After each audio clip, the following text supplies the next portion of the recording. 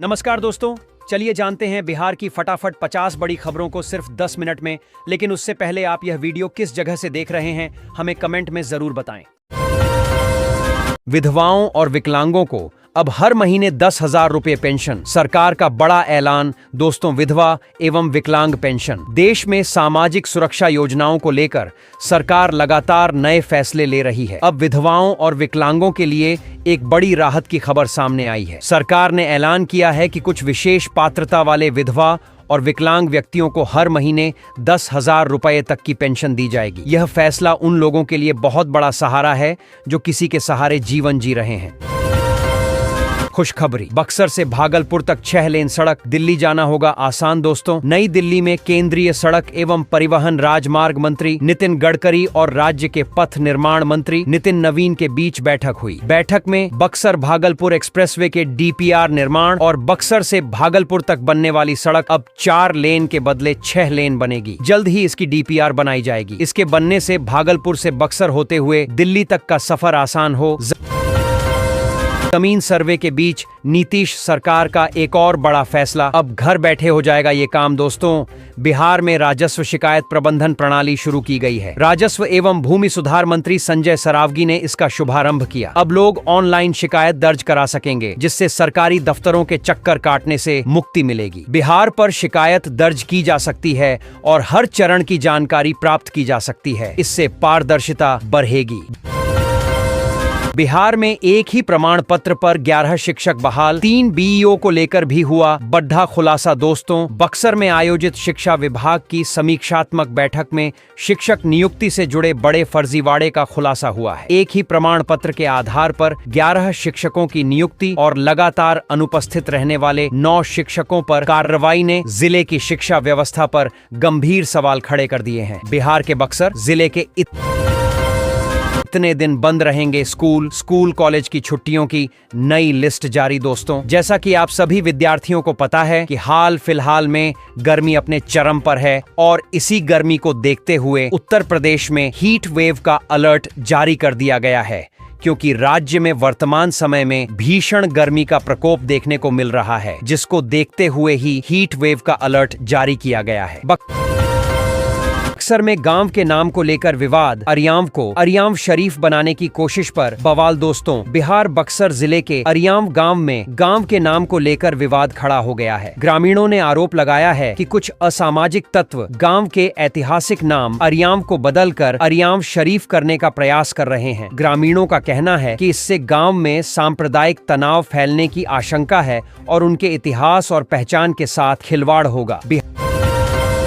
बिहार के समस्तीपुर में दिन दहाड़े बैंक लूट, 5 करोड़ का सोना और 15 लाख कैश लूटकर फरार हुए बदमाश। दोस्तों, बिहार समस्तीपुर में बुधवार सुबह एक बड़ी बैंक डकैती की घटना ने इलाके में सनसनी फैला दी। नगर थाना क्षेत्र के काशीपुर स्थित बैंक ऑफ महाराष्ट्र से हथियारबंद बदमाशों ने करीब 5 करोड़ रुपए मूल्य का सोना और 15 लाख नकद लूट लिए। बिहार के समस्तीपुर जिले में बुधवार सुबह अपराधियों ने बैंक लूट की एक बड़ी घटना को अंजाम दिया है। 31 मई तक जमाबंदी पंजी स्कैनिंग का पूरा होगा काम, विभाग ने दिए सख्त निर्देश। दोस्तों, बिहार भूमि सर्वेक्षण के तहत जमाबंदी पंजी स्कैनिंग पूरा करने को लेकर 31 मई तक की तारीख तय की गई है। विभाग ने सख्त निर्देश देते हुए इस काम को पूरा करने को कहा है। साथ ही विभाग के मंत्री ने कहा कि सर्वेक्षण के काम की नियमित समीक्षा की जा रही है। पढ़ें पूरी खबर। बिहार में भूमि सर्वे जारी है, इसको लेकर विभाग भी कई तरह की तैयारियों में जुटा। बिहार में शिक्षकों के ईपीएफ को लेकर ताजा अपडेट, एसीएस के पास भी पहुंची चिट्ठी। दोस्तों, बिहार के शिक्षा विभाग को कर्मचारी भविष्य निधि संगठन ने पत्र लिखकर शिक्षकों के भविष्य निधि अंशदान को 15 दिनों के भीतर जमा कराने को कहा है। संगठन ने कहा है कि कई शिक्षकों के मामले में भविष्य निधि अंशदान समय पर जमा नहीं हो रहे हैं, जिससे उनके लाभ प्रभावित हो रहे हैं। अगर उनका लाभ सही समय से नहीं दिया जाता है तो जुर्माना लगेगा। पटना एसटीएफ और खगड़िया पुलिस की बड़ी कार्रवाई, शहर के बीचों बीच गन फैक्ट्री का किया भंडाफोड़। दोस्तों, बुधवार शाम पटना एसटीएफ और खगड़िया पुलिस की संयुक्त कार्रवाई में शहर के कमलपुर मोइन इलाके में संचालित अवैध गन फैक्ट्री का खुलासा हुआ है। घनी आबादी वाले क्षेत्र में चल रहे इस हथियार निर्माण केंद्र से 2 दर्जन से अधिक निर्मित और अर्धनिर्मित हथियार, पिस्टल की सामग्री और हथियार बनाने के औजार बरामद किए गए हैं। पटना और लखीसराय जिला सीमा विवाद के समाधान की पहल शुरू। बॉर्डर पर पहुंचे डीएम मिथिलेश मिश्र। दोस्तों, लखीसराय और पटना जिले के सीमा विवाद पटना को सुलझाने के लिए लखीसराय के जिलाधिकारी मिथिलेश मिश्र ने पहल की है। बड़दहिया प्रखंड के महारामचक मौजा में एक विवादित भूमि को लेकर पटना उच्च न्यायालय में मामला चल रहा है। भूमि पटना एवं लखीसराय सीमा पर स्थित है।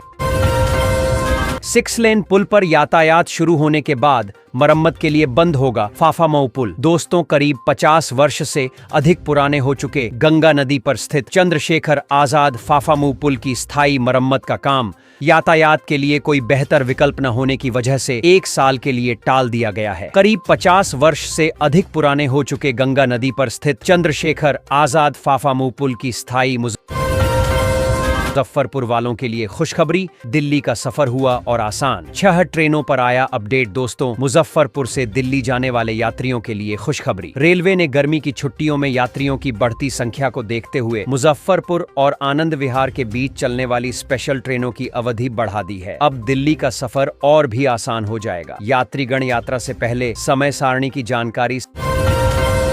सभी अंचलों में शुरू होने जा रही नई व्यवस्था दाखिल खारिज और परिमार्जन का आवेदन करने में होगी आसानी। Rate fix. दोस्तों, नवादा में राजस्व एवं भूमि सुधार विभाग ने कॉमन सर्विस सेंटर CSSC के माध्यम से राजस्व सेवाओं को सुलभ बनाने का निर्णय लिया है। अब जमीन के दस्तावेजों की जांच, दाखिल खारिज, भूमापी जैसी सेवाओं के लिए लोग CSSC पर आवेदन कर पाएंगे। सभी अंचल कार्यालयों में 1 सप्ताह के भीतर CSSC स्थापित किए जाएंगे ताकि लोगों को सुविधा।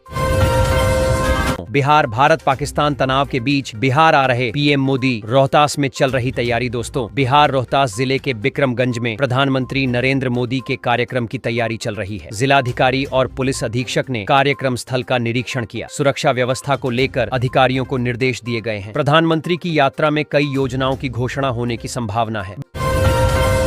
बिहार में बनेंगे नए बाईपास और एलिवेटेड कॉरिडोर। 33,000 करोड़ की वार्षिक योजना मंजूर। दोस्तों, सड़क परिवहन एवं राजमार्ग मंत्रालय ने बिहार के लिए वित्तीय वर्ष 2025 से 26 की 33,000 करोड़ रुपए की वार्षिक कार्य योजना को मंजूरी दे दी है। इस योजना में सड़कों का 2 लेन और 4 लेन में विकास, नए बाईपास का निर्माण और अनिसाबाद एम्स एलिवेटेड कॉरिडोर का निर्माण शामिल है। पथ निर्माण मंत्री नितिन नवीन ने इस बारे में जानकारी दी।